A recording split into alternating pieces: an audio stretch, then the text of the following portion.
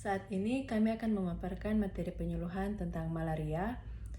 Anggota kelompok Eldraf Sala, Violita Moninka, Ferawati Ambat, Kairunisa, Andika Ju, Graisel Kere, dan Andre Boseke. Video ini dibuat untuk memenuhi tugas mata kuliah keperawatan gerontik dengan dosen Nurse Mega Lumingkewas Eskep Mkep. Berikut ini definisi malaria menurut para ahli. Menurut Mansur tahun 2001, malaria adalah penyakit yang bersifat akut maupun kronik yang disebabkan oleh protozoa genus Plasmodium yang ditandai dengan demam, anemia, dan splenomegali. Menurut Corwin tahun 2000, malaria adalah infeksi parasit pada sel darah merah yang disebabkan oleh suatu protozoa spesies Plasmodium yang ditularkan kepada manusia melalui air liur nyamuk. Menurut Haryanto tahun 2000, malaria adalah suatu penyakit yang disebabkan oleh protozoa obligat intraseluler dari genus Plasmodium. Menurut Chai dan Raharja tahun 2000, malaria adalah penyakit infeksi dengan demam berkala yang disebabkan oleh parasit Plasmodium dan ditularkan oleh sejenis nyamuk Anopheles.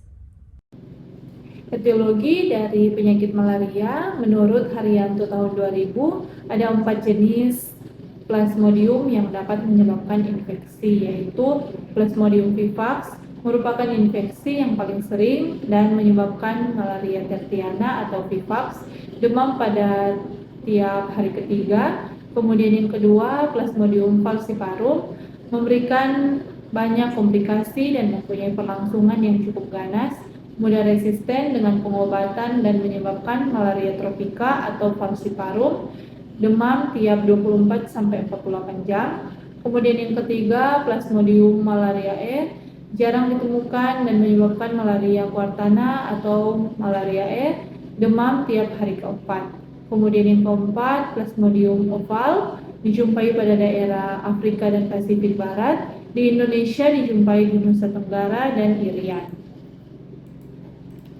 Masa inkubasi malaria bervariasi, tergantung pada daya tahan tubuh dan spesies Plasmodiumnya. Masa inkubasi Plasmodium vivax 14-17 hari, Plasmodium oval 11-16 hari, Plasmodium malariae 12-14 hari, dan Plasmodium falciparum 10-12 hari menurut Masjur tahun 2001. Manifestasi klinik malaria. Yang pertama ada malaria Plasmodium vivax atau malaria tersiana. Manifestasi klinisnya yang pertama meriang, panas dingin, menggigil atau demam 8-12 jam, dapat terjadi 2 hari sekali setelah gejala pertama terjadi, dapat terjadi selama 2 minggu setelah infeksi. Yang ketiga keringat dingin, keempat kejang-kejang, kelima perasaan lemas, tidak nafsu makan, sakit pada tulang dan sendi. Kemudian yang kedua, Plasmodium falciparum atau malaria tropika. Manifestasi klinisnya yang pertama meriang, kedua panas dingin, menggigil atau demam lebih dari 12 jam, dapat terjadi 2 hari sekali setelah gejala pertama dapat terjadi selama 2 minggu setelah infeksi. Yang ketiga keringat dingin, keempat kejang-kejang, dan yang kelima perasaan lemas, tidak nafsu makan, sakit pada tulang dan sendi. Kemudian yang ketiga Plasmodium malaria atau malaria kuartana. Manifestasi klinisnya yang pertama adalah meriang, panas dingin menggigil atau demam.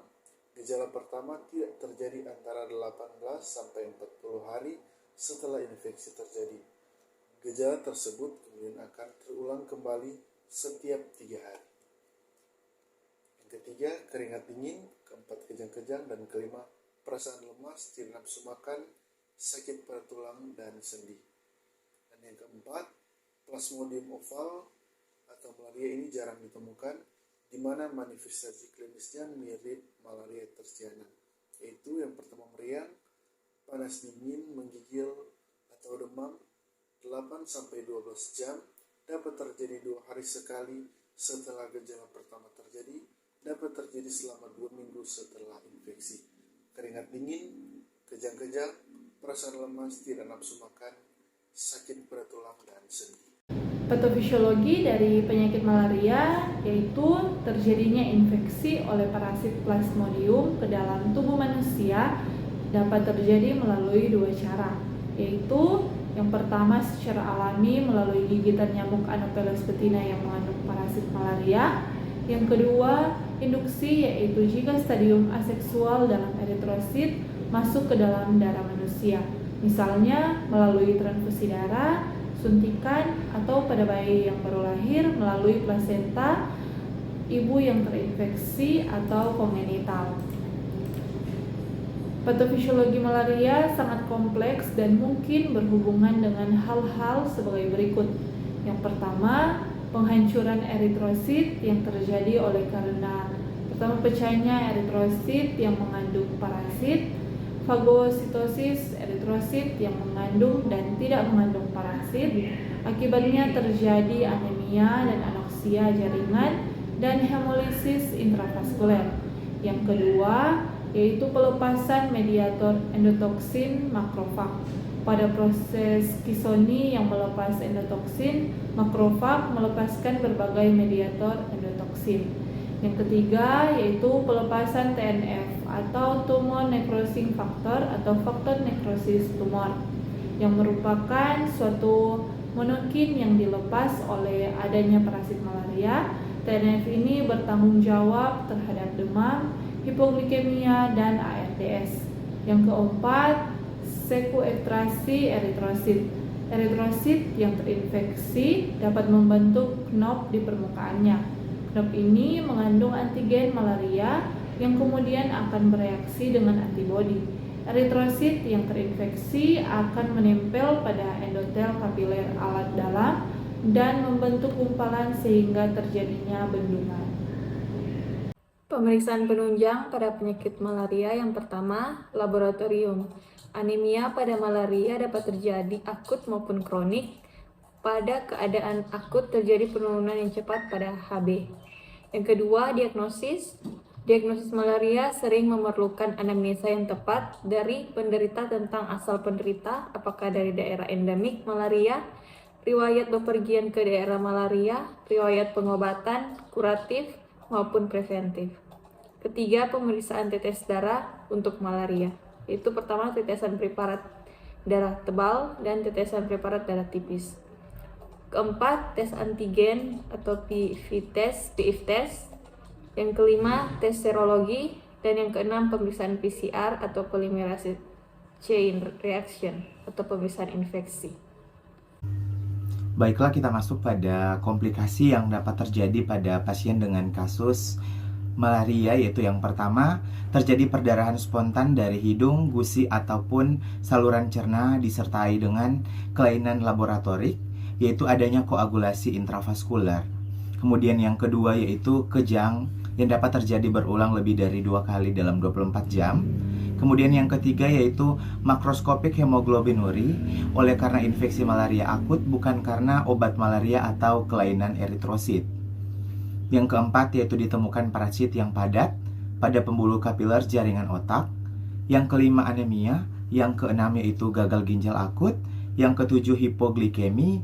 Dan yang kedelapan yaitu edema paru non-kardiogenik. Serta yang kesembilan dapat terjadi asidosis.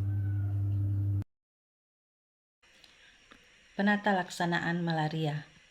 Pengobatan malaria dapat dilakukan dengan memberikan obat anti malaria. Obat anti malaria dapat dibagi dalam 9 golongan, yaitu pertama, quinin atau quina, kedua, mepakrin, ketiga, chlorquine, amodiaquine, keempat, proguanil, chlorproguanil, kelima, primaquine, keenam, pirimetamin, ketujuh, sulfon dan sulfonamid, kedelapan, quinolin metanol, dan yang kesembilan, antibiotik. Demikian video penyuluhan ini dibuat, semoga dapat memberi manfaat. Tidak ada kehidupan tanpa kegagalan dan tidak ada perjalanan tanpa rintangan. Maka gapailah mimpimu dan raihlah semua cita-citamu setinggi langit. Universitas Pembangunan Manado, jurusan keperawatan yang saat ini sudah terakreditasi B, siap mewujudkan mimpimu.